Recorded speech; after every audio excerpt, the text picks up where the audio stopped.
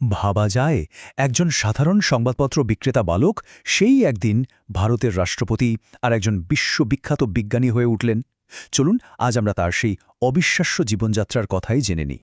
আসুন শুরু করা যাক ডক্টর কালামের এই অসাধারণ উক্তিটি দিয়ে। এই একটা কথাই কিন্তু তার পুরো জীবনের দর্শনটাকে তুলে ধরে। হ্যাঁ, ঠিকই দেখছেন।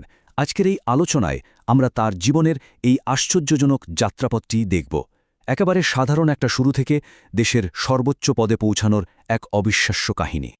তো চলুন গল্পের শুরুটা করা যাক একেবারে তার ছোটবেলা থেকে।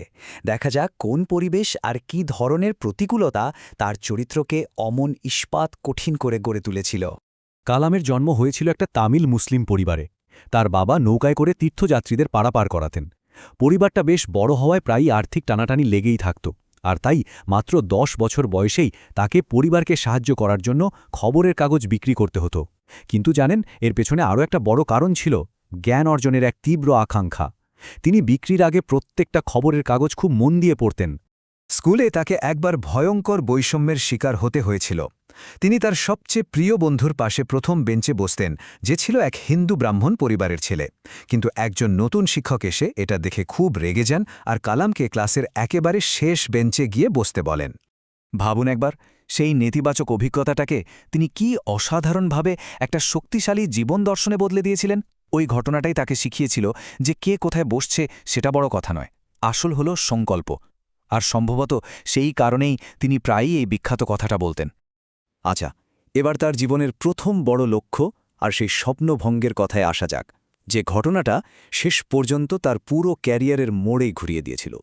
তার বিজ্ঞানের শিক্ষক শিবা সুব্রমণিয়া আইয়ার একদিন ক্লাসে বোঝাচ্ছিলেন পাখিরা কিভাবে ওড়ে, কিন্তু ছাত্ররা ঠিক বুঝতে পারছিল না। তখন তিনি কি করলেন? সবাইকে সঙ্গে করে সমুদ্রের ধারে নিয়ে গেলেন আর উড়ন্ত পাখি দেখিয়ে ব্যাপারটা হাতে কলমে বোঝালেন। পাখিদের ওই ওড়াটায় কালামের মনে গেঁথে যায়, আর তখন থেকেই তিনি ফাইটার পাইলট হওয়ার স্বপ্ন দেখতে শুরু করেন। স্বপ্নটাকে সত্যি করার জন্য তিনি মাদ্রাজ ইনস্টিটিউট অফ টেকনোলজি থেকে অ্যারোনটিক্যাল ইঞ্জিনিয়ারিং পড়লেন। সেখানেই একবার স্কলারশিপ বাঁচানোর জন্য তাকে একটা অসম্ভব কাজ দেয়া হলো। একটা বিমানের মডেল ডিজাইন করতে হবে, সময় মাত্র 3 দিন। তিনি প্রায় না ঘুমিয়ে একটানা কাজ করে ঠিক সময়ে কাজটা শেষ করেন। এই ঘটনাই তাকে শিখিয়েছিল যে লক্ষ্যে পৌঁছাতে গেলে একনিষ্ঠ সাধনার কোনো বিকল্প নেই। কিন্তু এরপরই তার স্বপ্নটা ভেঙে চুরমার হয়ে যায়। ভারতীয় বিমান বাহিনীর ইন্টারভিউতে 25 জন প্রার্থীর মধ্যে নেওয়া হবে মাত্র 8 জনকে, আর তার র্যাঙ্ক হয়েছিল 9ম। ভাবুন একবার, মাত্র এক ধাপের জন্য তার জীবনের সবচেয়ে বড় স্বপ্নটা অপূর্ণ রয়ে গেল।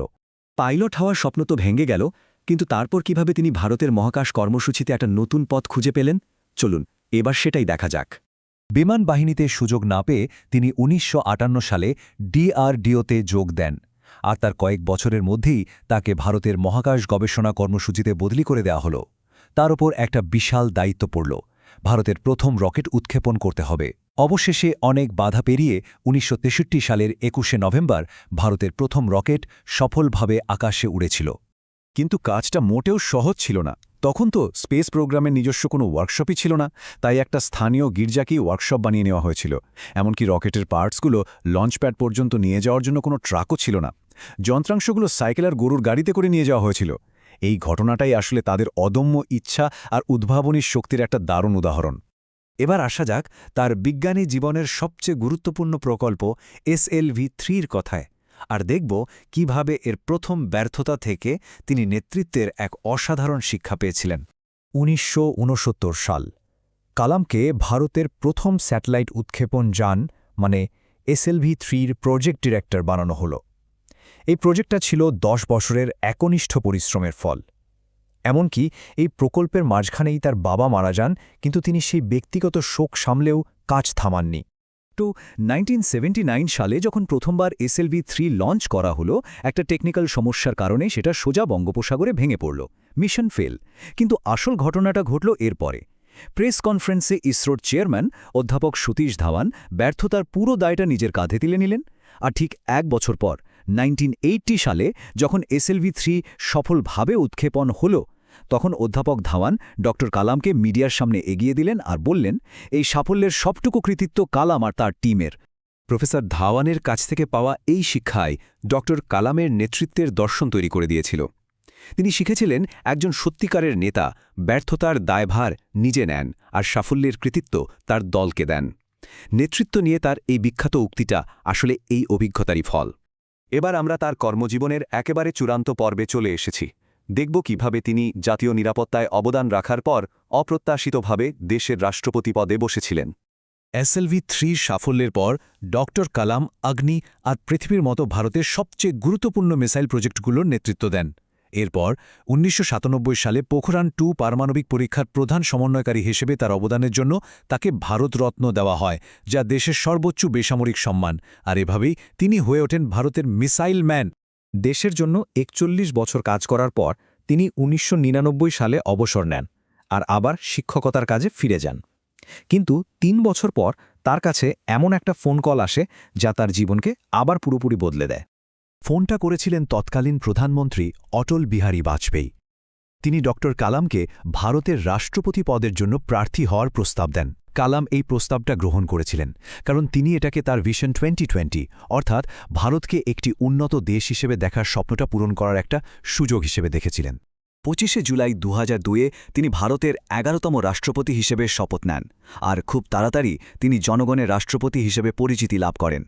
রাষ্ট্রপতি হওয়ার পরেও তিনি কিন্তু শিক্ষকতা ছাড়েননি। সুযোগ পেলেই ছাত্রছাত্রীদের ক্লাস নিতে চলে যেতেন। শিক্ষকতার প্রতি তার এই ভালোবাসা এতটাই গভীর ছিল যে ২০১৫ সালের ২৭শে জুলাই শিলংয়ের IIM-এ লেকচার দেওয়ার সময়ই তিনি শেষ নিঃশ্বাস ত্যাগ করেন। ড কালামের জীবনটা আসলে ব্যর্থতা থেকে ঘুরে দাঁড়ানো, অদম্য ইচ্ছাশক্তি আর জ্ঞানের প্রতি ভালোবাসার এক জীবন্ত দলিল। তাই শেষে একটাই প্রশ্ন থেকেই যায়, তার এই অসাধারণ জীবন থেকে পাওয়া কোন শিক্ষাটা আমাদের জন্য সবচেয়ে বেশি জরুরি?